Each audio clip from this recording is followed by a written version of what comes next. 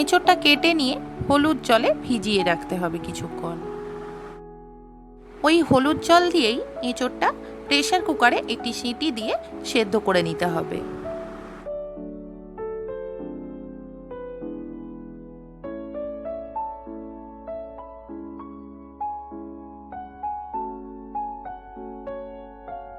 এবারে কড়াতে কিছুটা পরিমাণ সর্ষের তেল গরম করতে দিতে হবে।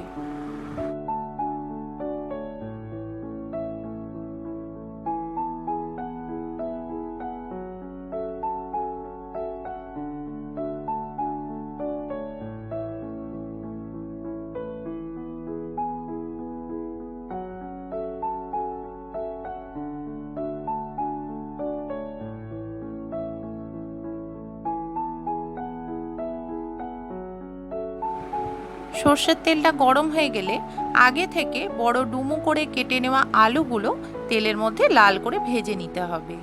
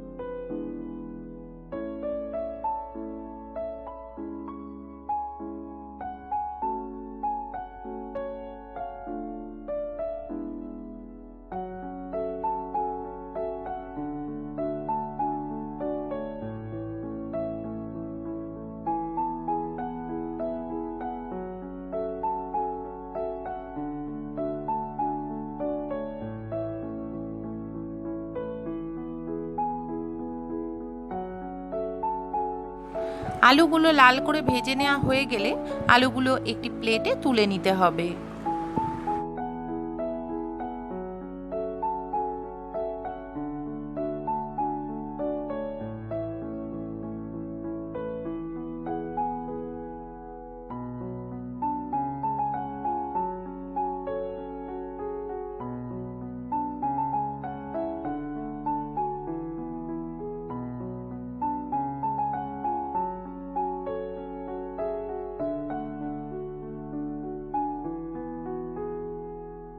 ওই তেলেই আগে থেকে ধুয়ে পরিষ্কার করে নেওয়া এবং নুন হলুদ মাখানো চিংড়ি মাছগুলো ভেজে নিতে হবে।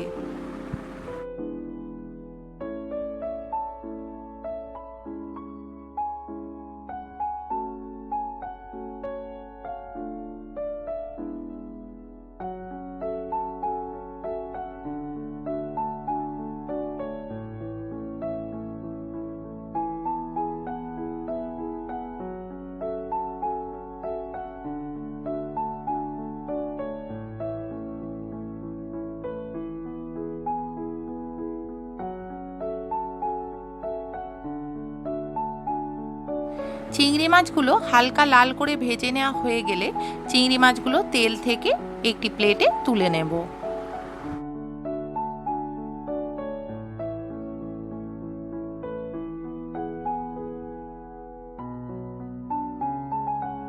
এবার ওই তেলেতেই কিছুটা গোটা জিরে এবং কিছুটা পরিমাণে হিং ফোড়ন দিতে হবে।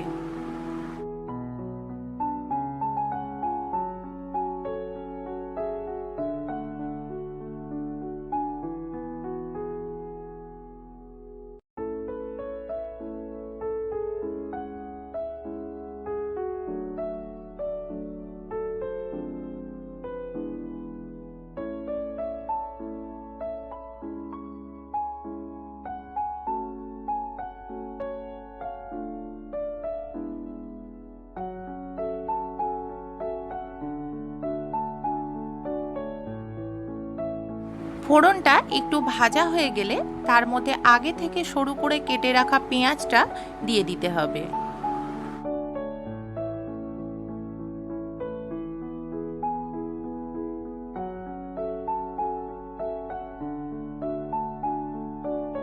তেলের মধ্যে পেঁয়াজটা লাল করে ভেজে নিতে হবে।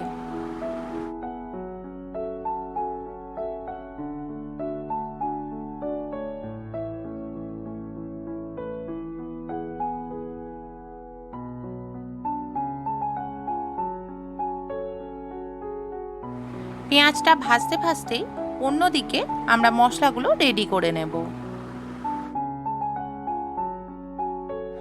একটি পাত্রে সমস্ত গুঁড়ো মশলাগুলো অর্থাৎ ধনে গুঁড়ো, জিরে গুঁড়ো, হলুদ গুঁড়ো এবং লঙ্কা গুঁড়ো সমস্ত একসঙ্গে দিয়ে তার মধ্যে কিছুটা জল দিয়ে গুঁড়ো মশলাগুলো কিছুক্ষণ ভিজিয়ে রাখবো।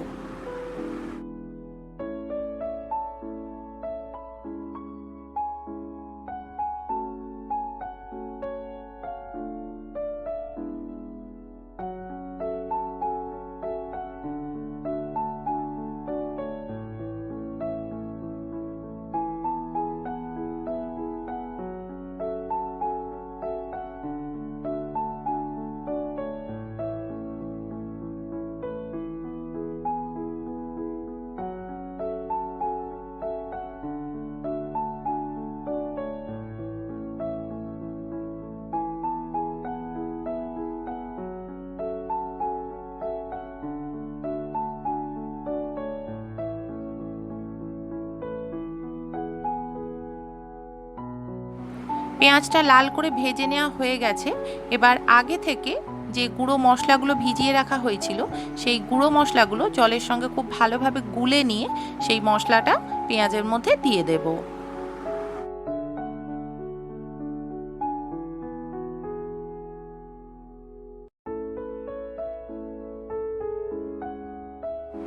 পেঁয়াজের সঙ্গে সমস্ত মশলাগুলো খুব ভালোভাবে নেড়েচেড়ে মিশিয়ে নিতে হবে।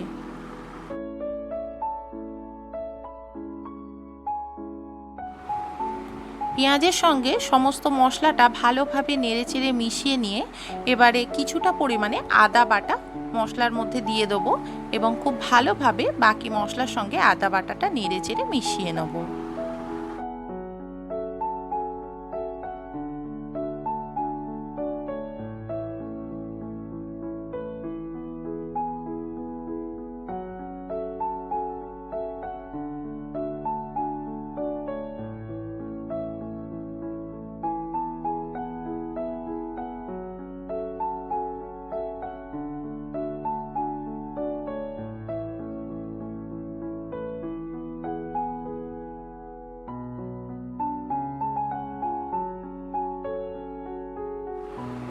আদা বাটাটা বাকি মশলাগুলোর সঙ্গে খুব ভালোভাবে মিশিয়ে নেওয়া হয়ে গেলে এবার পরিমাণ মতো কিছুটা নুন, কিছুটা মিষ্টি মশলার মধ্যে দিয়ে দেব এবং নুন মিষ্টিটাও মশলার সঙ্গে খুব ভালোভাবে নেড়েচেড়ে মিশিয়ে নেব।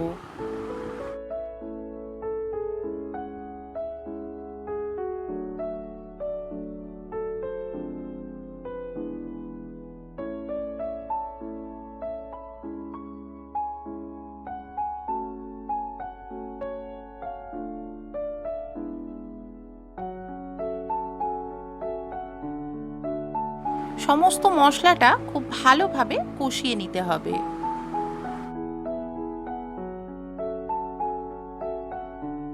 মশলাটা খুব ভালোভাবে কষিয়ে নেওয়া হয়ে গেলে মশলা থেকে তেল ছেড়ে দিলে এবার একে একে আগে থেকে ভাপিয়ে নেওয়া এঁচোড়, ভেজে নেওয়া আলু এবং চিংড়ি মাছটা মশলার মধ্যে দিয়ে দিতে হবে এবং খুব ভালোভাবে মশলার সঙ্গে এঁচোড়, আলু এবং চিংড়ি মাছটা নেড়েচেড়ে মিশিয়ে নিতে হবে।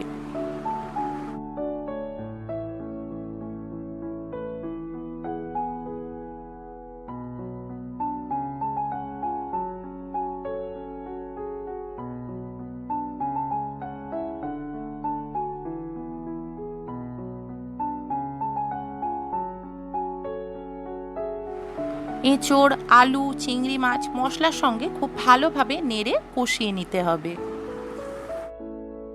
এঁচোড়, আলু, চিংড়ি মাছ মশলার সঙ্গে ভালোভাবে কষিয়ে নেওয়া হয়ে গেলে এবার পরিমাণ মতো কিছুটা জল এঁচোড় এবং চিংড়ি মাছের মধ্যে দিয়ে দিতে হবে।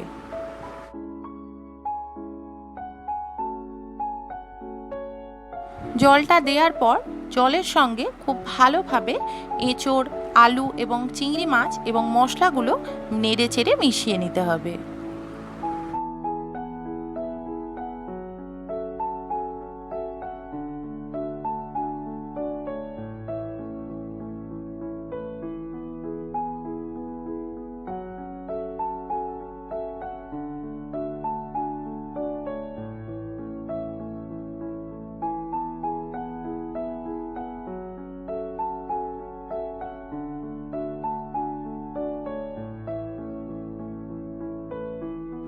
আলু এবং চিংড়ি মাছটা কিছুটা সেদ্ধ হয়ে গেলে এবার কিছুটা পরিমাণে টক দই ফেটিয়ে নিয়ে এঁচোড় চিংড়ির মধ্যে দিয়ে দিতে হবে।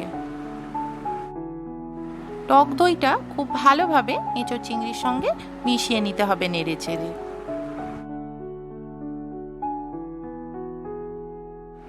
এঁচোড় চিংড়িটা এবার কিছুক্ষণ ঢাকা দিয়ে রান্না হতে দিতে হবে। কিছুক্ষণ পর ঢাকা খুলে দেখে নিতে হবে যে আলুটা ভালো মতো সেদ্ধ হয়ে গেছে কিনা। আলুটা সেদ্ধ হয়ে গেলে, চিংড়ি মাছটা সেদ্ধ হয়ে গেলে এবং গ্রেভিটা একটু ঘন হয়ে এলে বুঝে নিতে হবে আমাদের এঁচোড় চিংড়ি প্রায় তৈরি হয়ে এসছে। গ্রেভিটা একটু মাখো মাখো হয়ে এলে এবার এঁচোড় চিংড়ির ওপর দিয়ে কিছুটা গরম মশলা গুঁড়ো ছড়িয়ে দেবো এবং গরম মশলা গুঁড়োটা এঁচোড় চিংড়ির সঙ্গে খুব ভালোভাবে নেড়ে চেড়ে মিশিয়ে নেব। এঁচোড় চিংড়ির রেসিপি তৈরি হয়ে গেছে। এবার কড়া থেকে একটি পাত্রে এঁচোড় চিংড়িটা ঢেলে নেব। বন্ধুরা, এইভাবে এঁচোড় চিংড়ি রান্না করলে খেতে খুবই ভালো হয়। গরম ভাতের সঙ্গে এই রেসিপিটি খুবই ভালো লাগে। আপনারাও এইভাবে এই পদ্ধতিতে একবার আপনাদের বাড়িতে এঁচোড় চিংড়ি বানিয়ে দেখবেন।